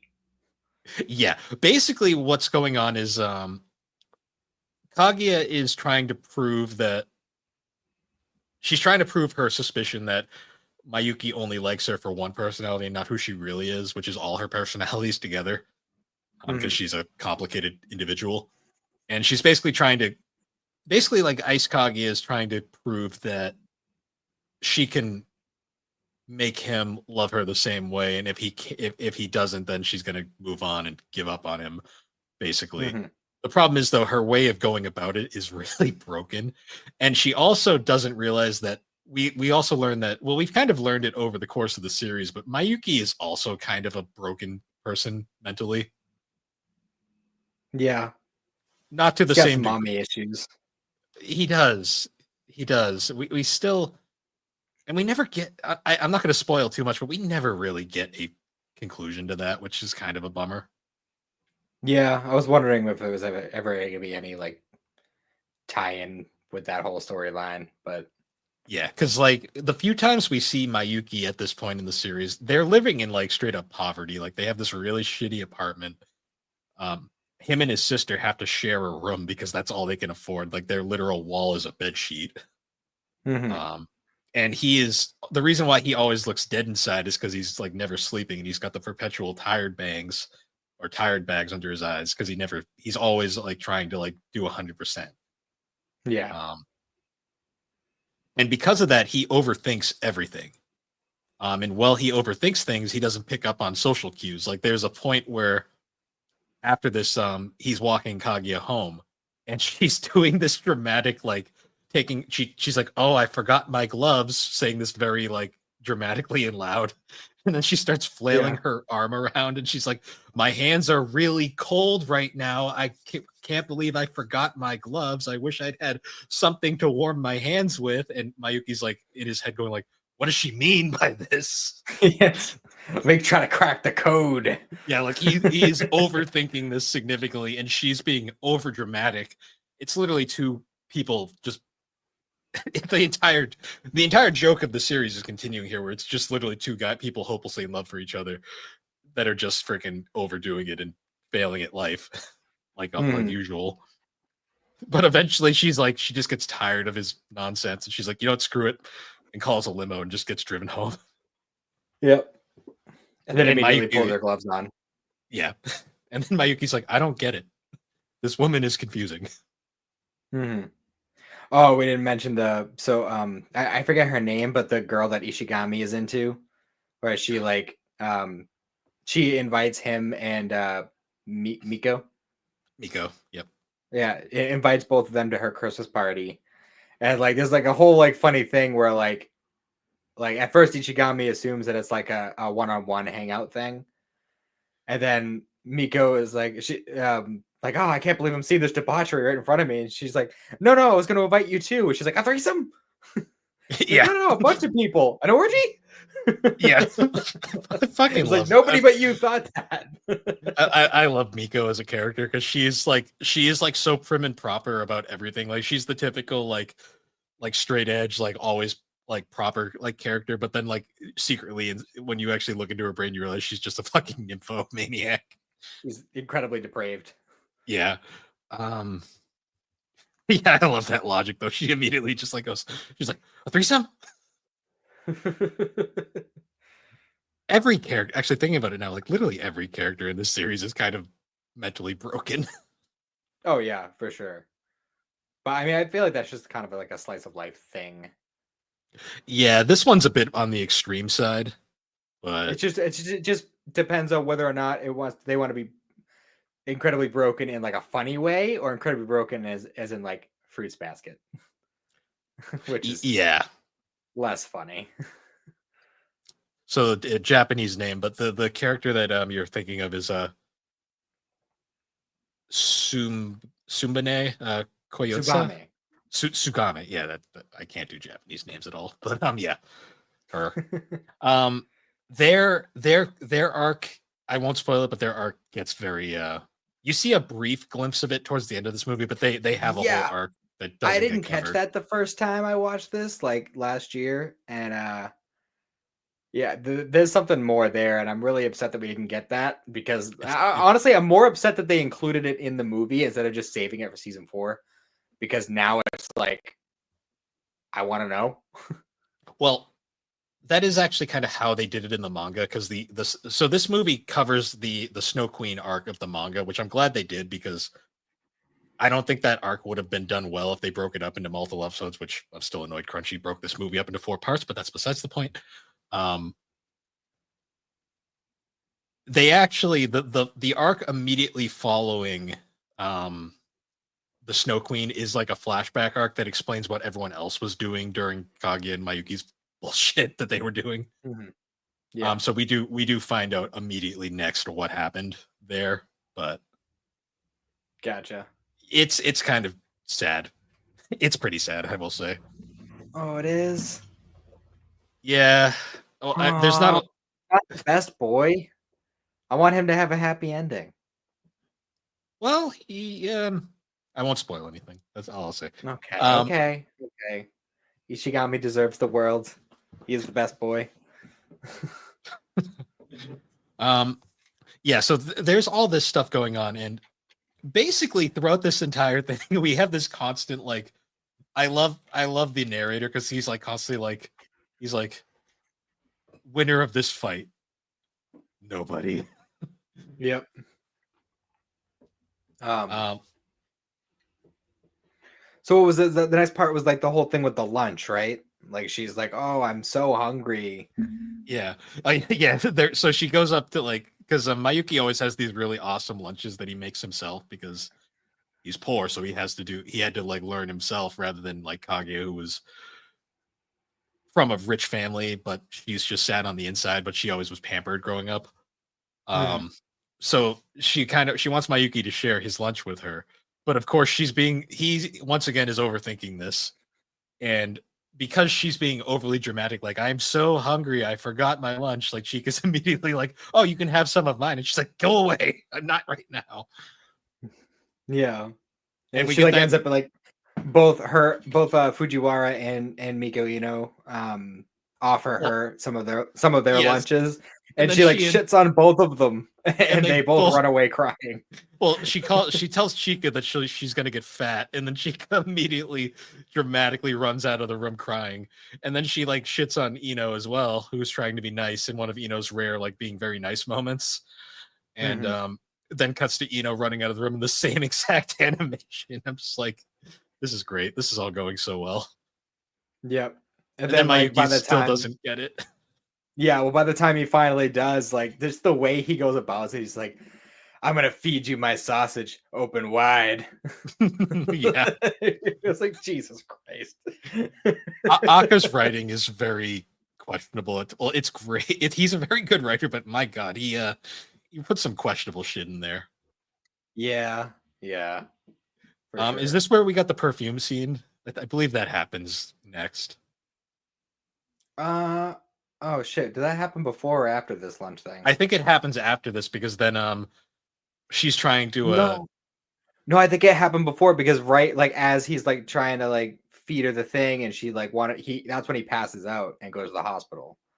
So I think the right. perfume thing did happen first. Well, yeah, because the perfume scene is great because like she's trying to seduce him and she has this really fancy perfume. Um, the problem is though, it's like the logic is it's like it's a special perfume that has to be like it takes a certain time to kick in properly. And Mhm. because if you smell it at first, it smells like old lady, as she says. Mhm. But because it's too early, um, well, what's funny is she gets caught putting the perfume on by Miko, who's like prim and proper, always following the rules, and then she traumatizes Miko by being like getting up in her face and putting the perfume on Miko to make her go away. Which Mhm. I was like, God damn, this poor girl cannot like catch a break sometimes. She's like, "This smells like my menopausal aunties." Yeah, and then Kaguya has that whole like realization, and then she's like, "Well, it's because you need to take the time. It has the set properly. It There's a takes certain 30 minutes. yeah." And then Mayuki shows up, and she's like, "Oh no, it's too soon." So she starts running away from him, like jumping through windows and stuff. In with Hayasaka's helping her the whole time. Um, Yeah, some crazy like ninja shit she's pulling. Like, what and the like fuck?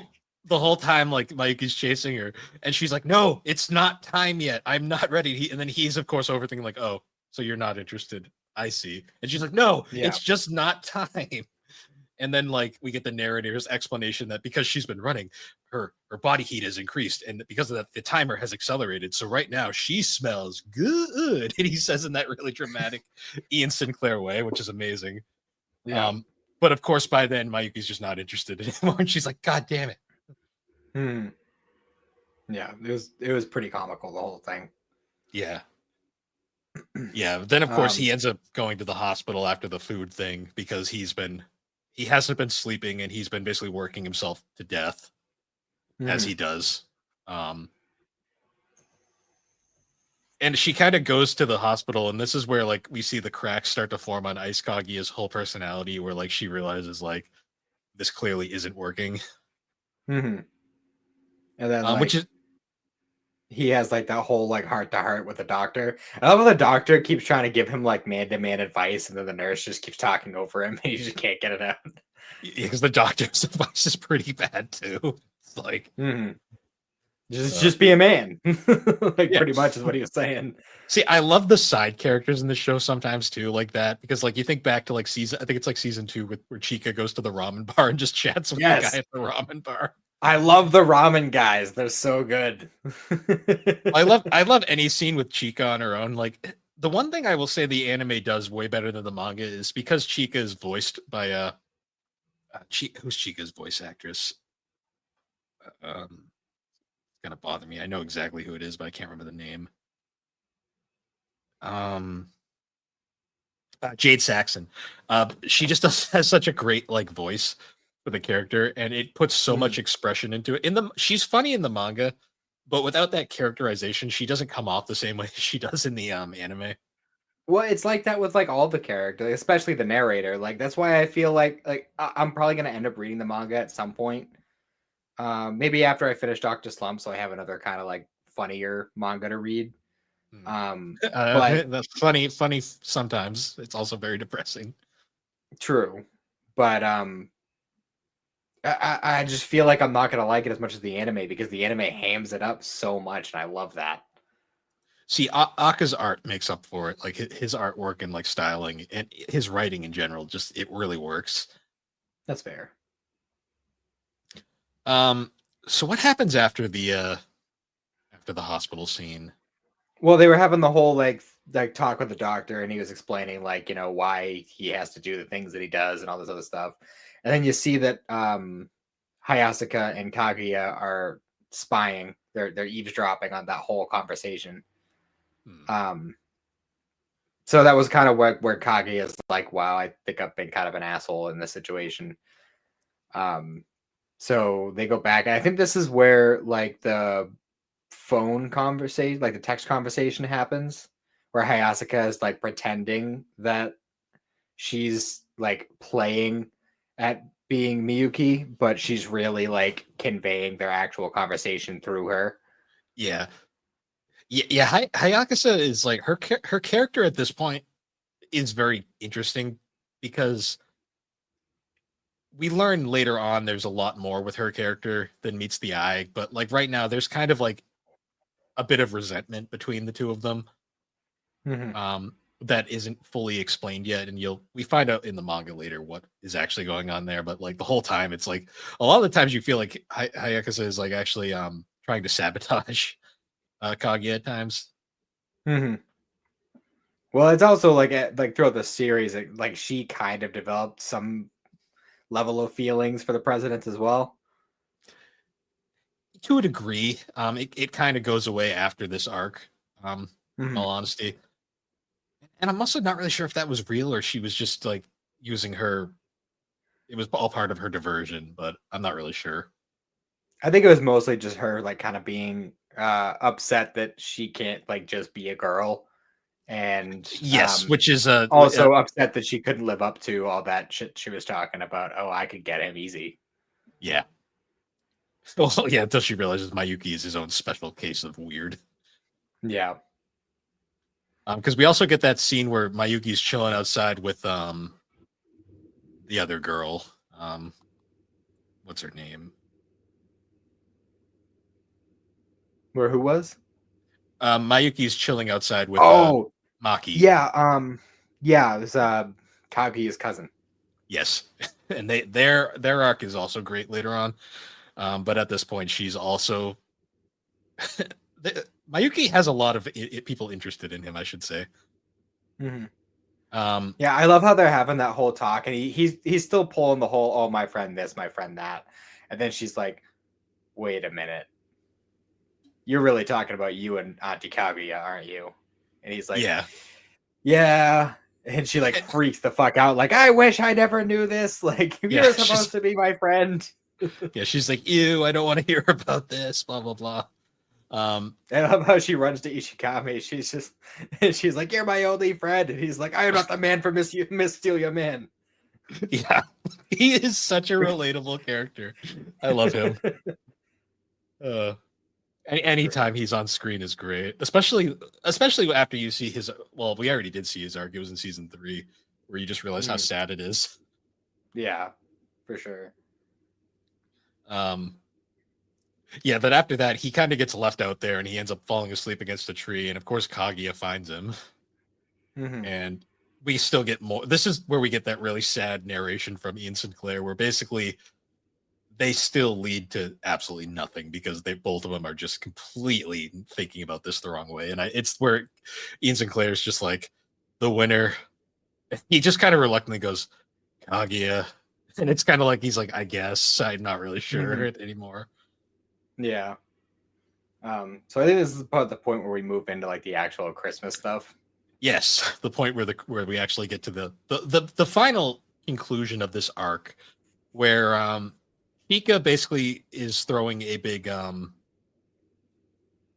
she's throwing an official a big Christmas party for everybody, but Miko and Ishigami can't go because they're going to the other party at the same time, which we don't see. We basically just find out. We find out about later on after the fact, but they're out of the picture now, basically for the rest of the movie.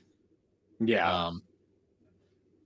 So we get to the party, and there's the whole thing about they're doing kind of a they're doing a sort of a Secret Santa thing where they all have to get presents for each other and they'll pass them around.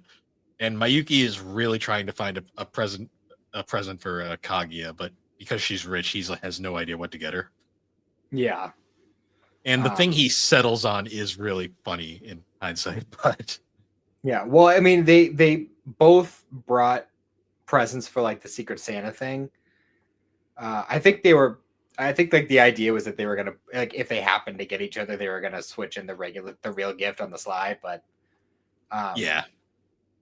But they both had gifts prepared in case they got other people, which they of course inevitably do. Because the people here are, so it's Chica and then Chica's sister, Chica's sister is really funny to me because she's like a more mature version of Chica that really likes the president as well. But she kind of is apparently just as depraved as Miko. Yeah, it's actually really funny. We also get Chica's, of course, there. We get Mayuki's sister, Kei, is also there. And then Kaguya.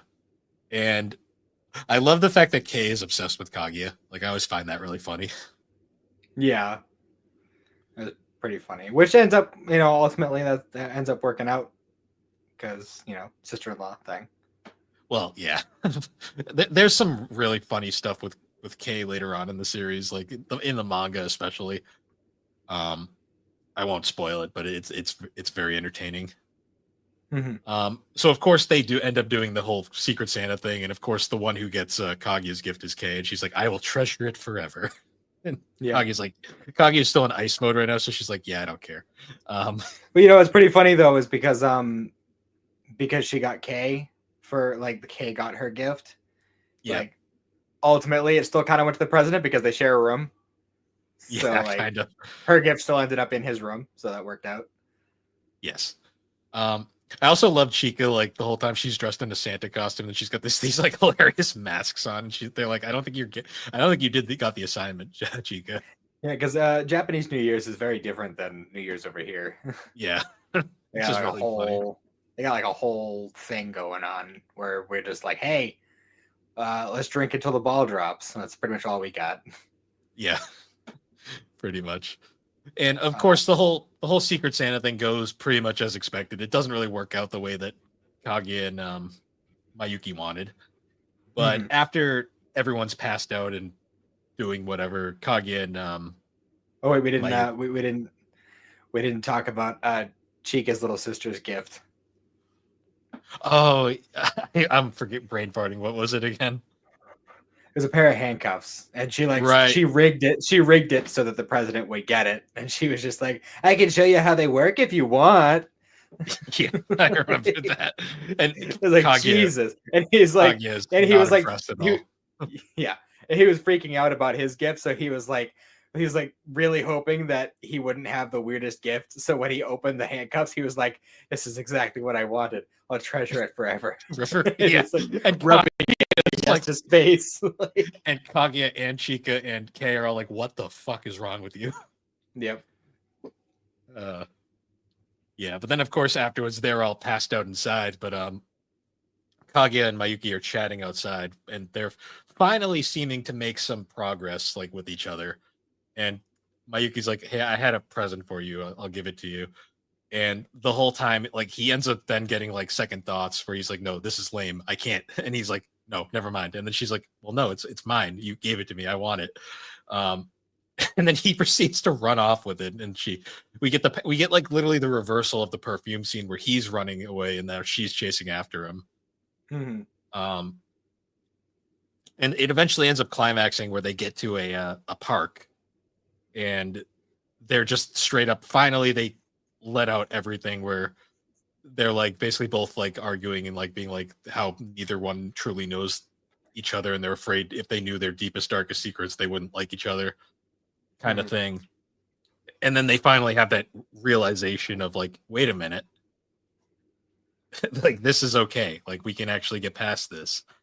And they finally confess, have the big damn kiss again. um Mm-hmm. and then we get this awesome payoff where Kaguya finally opens the gift, and it's one of those childish like cup and ball toys. Yep. And Because he's like, but that's, look at the hand. Well, look at the craft work on it. It's yeah, hand look at the carved. craftsmanship. And she's like, this is so lame, but I love it. Yep. And then we get It was the it was pretty cute. and then we get the final trade-off, which is like the final heel realization moment where she takes the wrapping from inside the box and uses it to tie her hair up, and she's like, does it look all right? And he's like, it's perfect. And it's basically Mhm. symbolizes that they've both finally reached where they need to be as people, and Yep. they're going to move on as a couple officially. Yay! It only Which took I three will, seasons in a movie. yeah, and it's funny because the point where this takes place in the manga, there's still, it's only like halfway through, there's still a shit ton more to go. um So this only takes it to like what, like volume 13, 14, like around there. I think it's volume 14 out of Okay. 28. Wow. So yeah, it's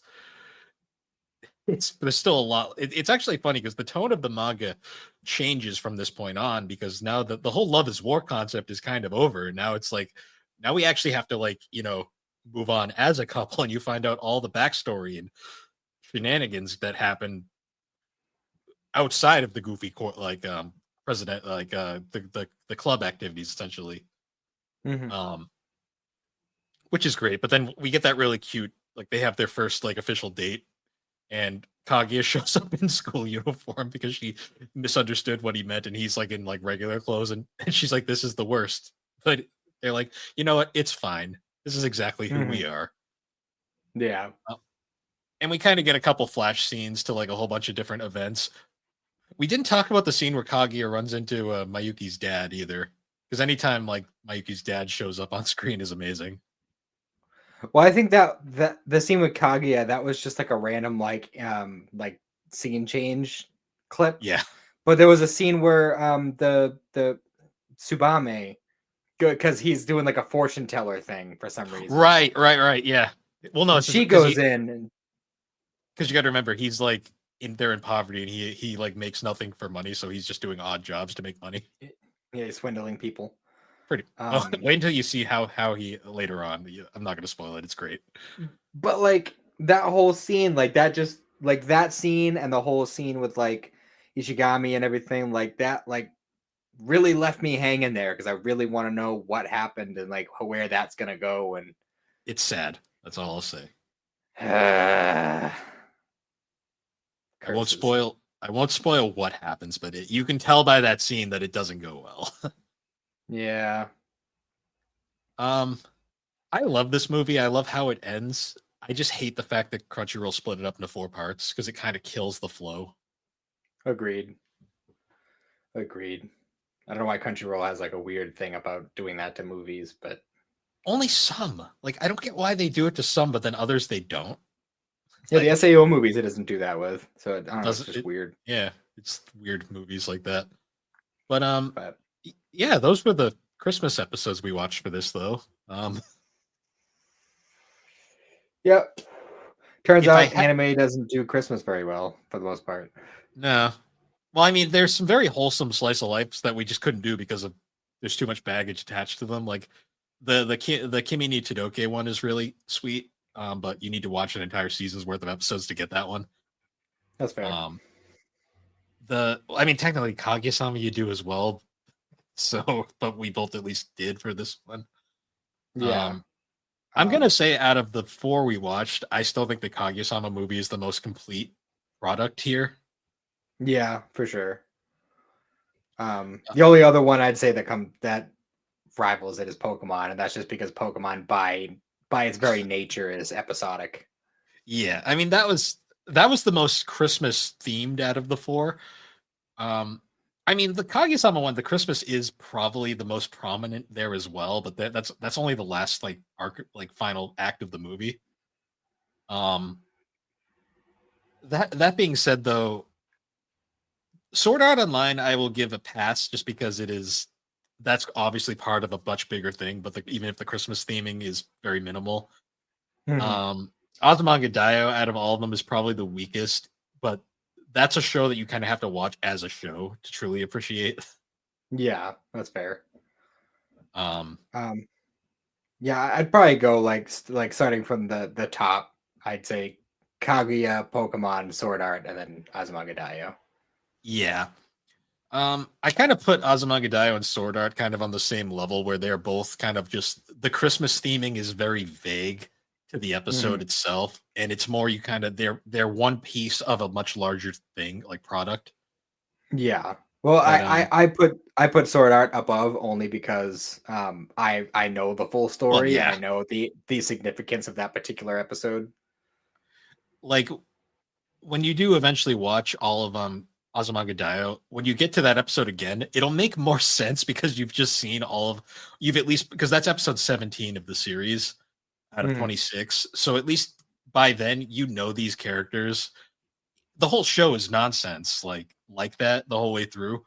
But when you watch it from the beginning, you get attached to them as they go through the nonsense Mhm. that is their lives. Yeah. Um it's a hard show to just show one episode to, even though they're all the episodes are basically kind of just standalone. It's kind of a hard show to kind of grasp that way, like just randomly without watching the whole thing. Mhm.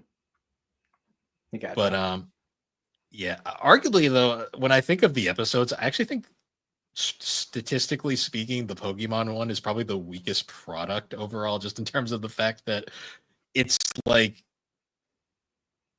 legit. Like when you really think about it, nothing happens in that episode. I mean, that's kind of the original Pokemon Pokemon and yeah, anime in it, general. Like it's all of just the episodes until you get to not counting like the gym badge episodes and like the actual like tournament at the end of the season. Like it's all pretty much nonsense. It doesn't matter yeah. It just that show like kind of infuriates me watching it now because I'm like, why are they so stupid? Like the whole time I'm yeah, watching it. for real. Uh, but But yeah, it is funny though. Like what, like it very clear. Like some of these were very much part of larger arcs, and then Kaguya just was a finished product. Granted, it had the budget of a movie, so it made sense. But yeah, all in all, I still enjoyed watching them all, even if hmm, Azumanga Daioh did confuse me a bit. But I think that yeah. is just part of just jumping in at episode 17. Well, the whole series will confuse you, but it'll be a fun, confusing ride. Um, That's fair. watching it in the That's middle fair. is with no prior knowledge is very confusing. Hmm. Thankfully, if anyone wants to watch Azumanga Daioh, you can find the whole series dubbed on YouTube and subbed if you're into that. So there's that. Hmm. But Um, yeah, I think that about wraps it up. yeah. So at the time this comes out, it will be Christmas Eve. So to anyone watching when this comes out, happy holidays. Enjoy your time off from work, spend time with your families, and we will see you all next time with Geek Addicts. Any other sign offs you want to do before we close out? No, just enjoy your time off. Uh, sleep in because I'm sure most of you have the next day off because Yes. Christmas. I'm actually taking that unless you have entire. kids, and then you don't have the option of sleeping in. Yeah, I actually had just enough vacation time that the way I laid it out, I'm gonna get off the weekend before. I think like the 21st. I will be my last day of work, and then I'm off the rest of the year. Well, there you go. Hell yeah. So I'll be off for a week and a half, which will be really nice. I bet. I'm planning on taking some time off too. I'm gonna play some fucking Sparking Zero. Nice. I think me and Alex are gonna have the same time off, so we're probably gonna hang out. I know New Year's is probably gonna be us hanging out, getting drunk, watching bad movies again. Hell yeah.